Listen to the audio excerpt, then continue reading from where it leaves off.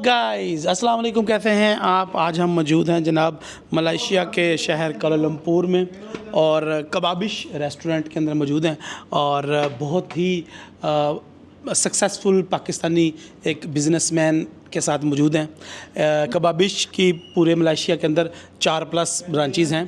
तो जानते हैं शाहिद भाई से कि किस तरीके से वो कराची से उठ के एक छोटा सा मासूम सा बच्चा कराची से किस तरह उठ के मलेशिया आया और किस तरह एक बिज़नेसमैन बना, कामयाब बिज़नेसमैन। बिल्डर भी हैं और कंस्ट्रक्शन के काफ़ी ज़्यादा प्रोजेक्ट करते हैं और इसके साथ साथ ये रेस्टोरेंट तो फिर आप देख ही रहे हैं। जी शाहिद भाई, कैसे हैं आप। अस्सलाम वालेकुम। अस्सलाम वालेकुम राहिल भाई, मैं ठीक ठाक अल्हम्दुलिल्लाह, अल्लाह का शुक्र, आपकी दुआएं हैं।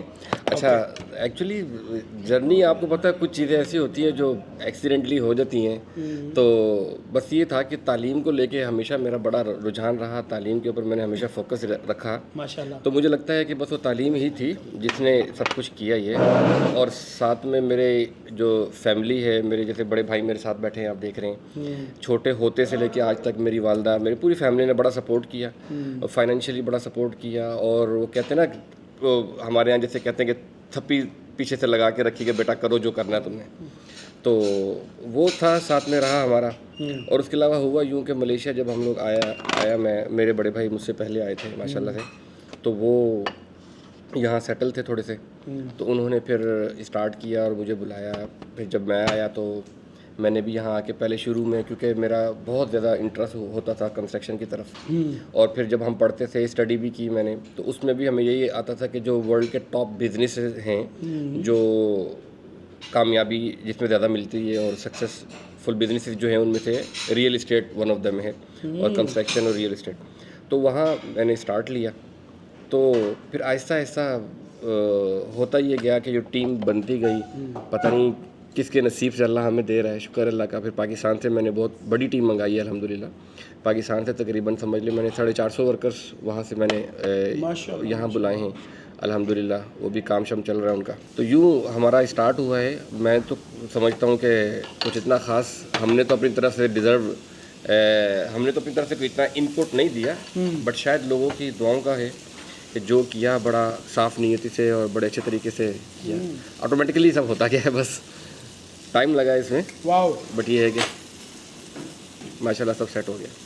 तो शायद भाई मुझे बताएं कि आपने किस तरह से अपनी जर्नी का आगाज़ किया, और अगर मेरे जैसा कोई बंदा चाहे वो मलेशिया में इन्वेस्ट कर सकता है या नहीं, डू यू रिकमेंड हिम और नॉट। देखिए, मैं जैसे जब हम लोग मलेशिया आए नए नए, तो उस टाइम तो हमारे पास यहाँ पर ना एक अपनी फैक्ट्री होती थी गारमेंट्स की, जो बड़े भाई ने पहले यहाँ की हुई थी। तो मैं आते ही उसी में लग गया पहले।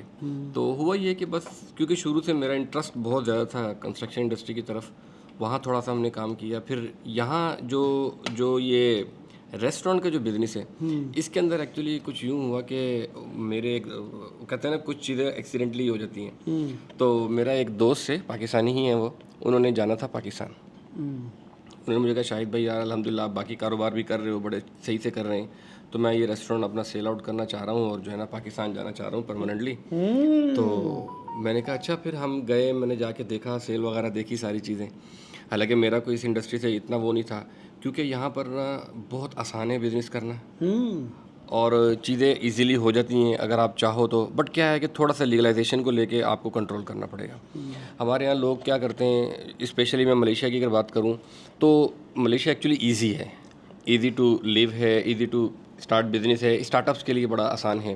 बट उसका हमारे यहाँ पाकिस्तानी लोग ज़्यादातर क्या करते हैं, वो उसको बहुत ही ज़्यादा आसान ले लेते हैं, मिस यूज़ भी करते हैं। एग्जैक्टली वो बहुत ही ज़्यादा ईजी ले लेते हैं, बगैर डॉक्यूमेंट्स के कारोबार करना शुरू कर देंगे, क्योंकि यहाँ तो आसान है, कम पैसे से कारोबार हो जाता है, यहाँ तो आसान है।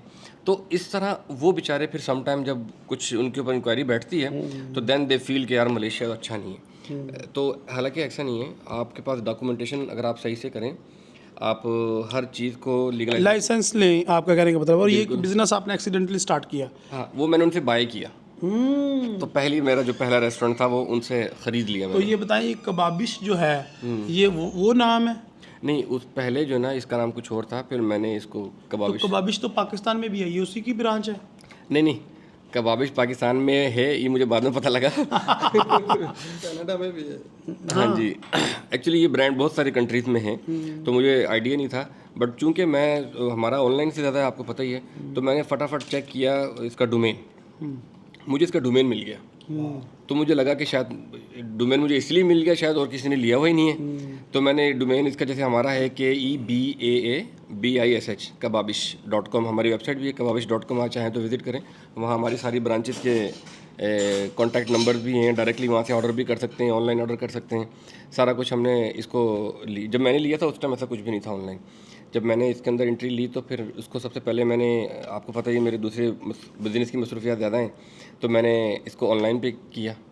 जब ऑनलाइन पे हम लोगों ने किया तो फिर एक ब्रांच हुई, फिर पता लगा कि यार इसमें तो बड़े पैसे बनते हैं, सही है, और अच्छे पैसे बनते हैं, हक हलाल के पैसे बनते हैं।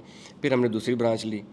तो ये जो भी तीसरी ब्रांच है, यहाँ पर ये भी एक समझ लीजिए एक्सीडेंटली हुआ कि यहाँ सामने एक ब्रांच हुआ करती थी पाकिस्तानी रेस्टोरेंट, यहाँ कॉर्नर पे, वहाँ मैं अक्सर खाना खाने जाया करता था फैमिली बच्चों वगैरह को लेके, तो वो सडनली बंद हो गई। तो मैंने सोचा यार ये क्यों बंद हो गई।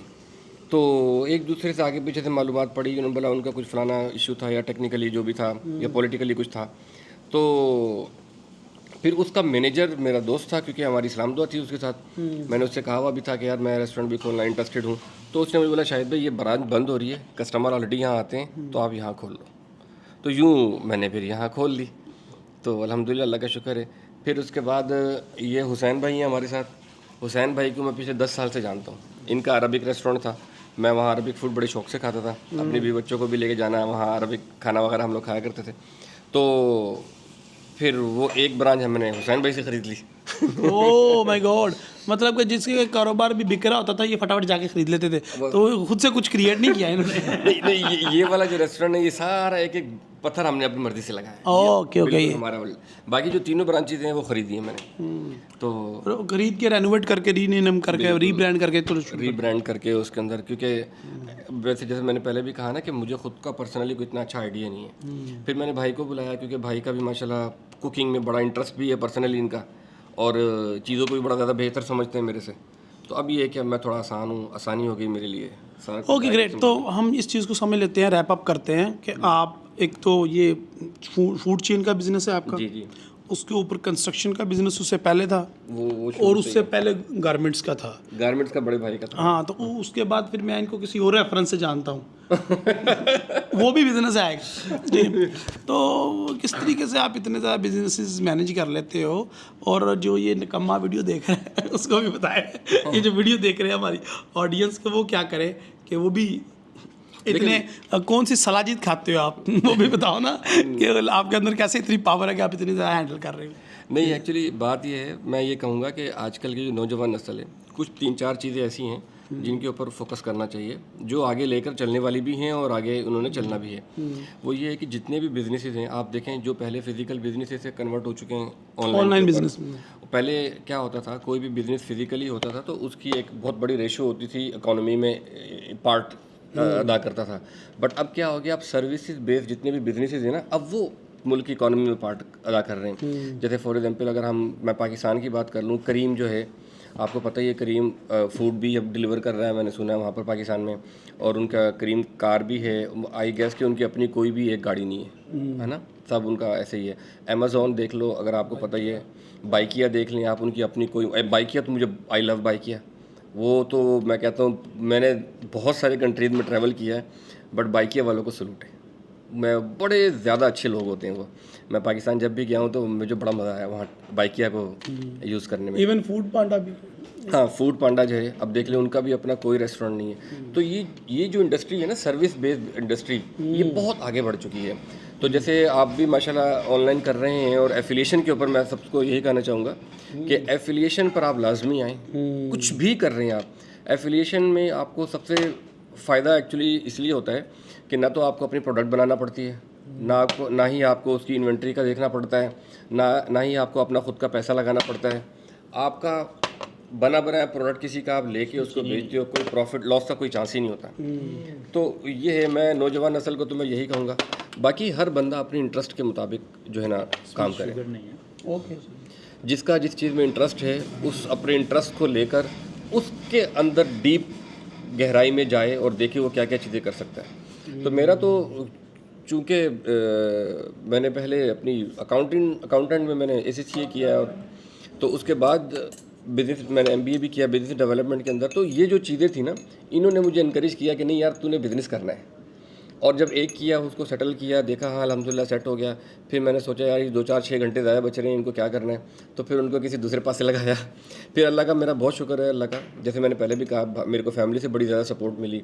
फिर जो टीम मेरी है, जिस टीम के साथ मैं मिल के काम करता हूँ, उधर से मुझे बहुत ज़्यादा सपोर्ट मिलती है। शुक्र अल्लाह का, लड़के हैं जो भी काम कर रहे हैं, लड़के लड़कियां हैं, बहुत अच्छा सपोर्ट करते हैं। तो उनकी सपोर्ट से ही आहिस्ता आहिस्ता फिर शायद भाई हमारी यूथ को कोई फाइनल में क्या पैगाम देंगे आप?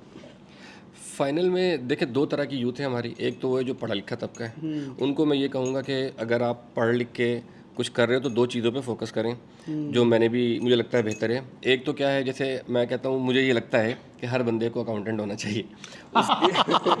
ना ही समझिए फिर सी उसकी रीज़न मैं बताता हूँ क्यों। या अगर आपने कुछ और भी पढ़ा ना तो अकाउंट्स का कुछ ना कुछ पार्ट या शॉर्ट कोर्स लाजमी करें। देखिए आपकी तनख्वाह, जैसे अगर मान के चलो किसी की तनख्वाह 10 लाख है, ठीक है, अगर वो उसको नहीं पता कि मैंने 10 लाख को कैसे यूटिलाइज करना है, तो वो वाड़ देगा सारे पैसे आपके, सारे पैसे उड़ जाएंगे आपको, उसको पता भी नहीं चलेगा मेरे पैसे गए कहाँ। और एक वही बंदा जिसने थोड़ा अकाउंट्स पढ़ा हुआ होगा, वो 30,000 रुपये भी उसको मिल रहे होंगे महीने का, 40,000 भी मिल रहे होंगे, अगर he knows how to handle the money, how to use the money, तो वो उसको भी बड़े अच्छे से उसको जो ना स्मार्टली यूज़ कर लेगा। तो ये एक चीज़ है।